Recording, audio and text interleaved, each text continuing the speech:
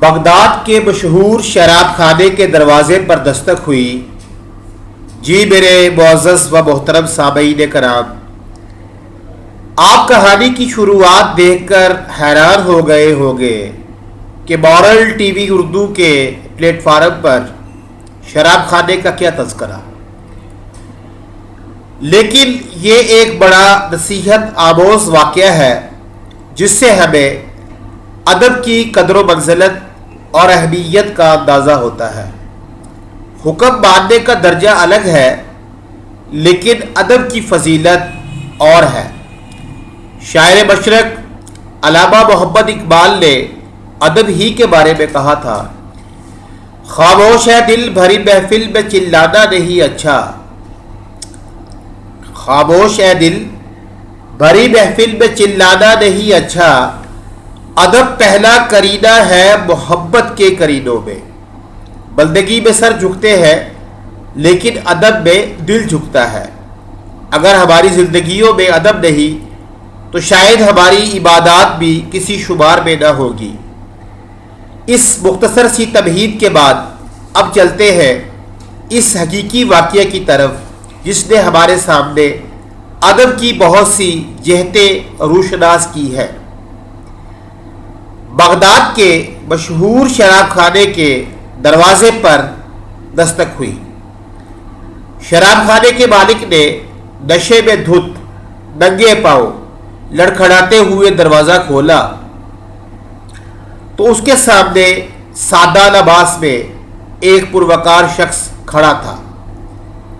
شراب خانے کے مالک نے اکتائے ہوئے لہجے میں کہا، معذرت چاہتا ہوں، سب ملازم جا چکے ہیں، یہ شراب خانہ بند کرنے کا وقت ہے، آپ کل آئیے گا۔ اس سے پہلے کہ مالک واپس پلٹتا، اجنبی نے اس کے کندھے پر ہاتھ رکھ کر کہا کہ مجھے بشر بن حارث سے ملنا ہے، اس کے نام بہت اہم پیغام ہے۔ شراب خانے کے مالک نے چونک کر کہا، بولیے، میرا نام ہی بشر بن حارث ہے۔ اجنبی نے بڑی حیرت سے سر سے لے کر پاؤں تک اپنے سامنے لڑکھڑاتے ہوئے شخص کو دیکھا اور بولا، کیا آپ ہی بشر بن حارث ہیں؟ مالک نے اکتائے ہوئے لہجے میں کہا، کیوں کوئی شک؟ اجنبی نے آگے بڑھ کر اس کے ہاتھوں کو بوسہ دیا اور بولا، سنو بشر بن حارث، خالق ارض و سما نے مجھے کہا ہے میرے دوست بشر بن حارث کو میرا سلام عرض کرنا اور کہنا، جو عزت تم نے میرے نام کو دی تھی وہی عزت رہتی دنیا تک تمہارے نام کو ملے گی۔ وہ اجنبی شخص یہ بات کرتا ہے جناب بشر بن حارث سے۔ اتنا سننا تھا کہ بشر بن حارث کی نگاہوں میں وہ منظر گھوم گیا جب ایک دن حسب معمول وہ نشے میں دھت چلا جا رہا تھا کہ اس کی نظر گندگی کے ڈھیر پر پڑی، لکھا تھا اس میں اللہ۔ ایک کاغذ پر نظر پڑی جس پر اس میں اللہ لکھا تھا۔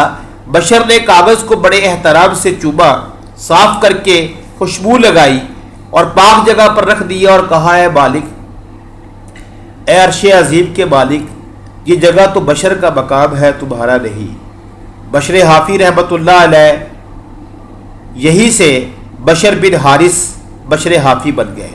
وہی بشر حافی جس کے متعلق اپنے وقت کے امام احمد بن حنبل رحمۃ اللہ علیہ فرماتے ہیں، لوگوں، جس اللہ کو احمد بن حنبل مانتا ہے، بشر حافی اس رب کو پہچانتا ہے۔ میرے مورل ٹی وی اردو کے معزز و محترم سامعین کرام، یہ واقعہ جہاں پر ہمیں ادب کی اہمیت سے روشناس کرواتا ہے، وہی ہمیں ایک دینی اور سماجی مسئلے کی طرف بھی نشاندہی کرتا ہے۔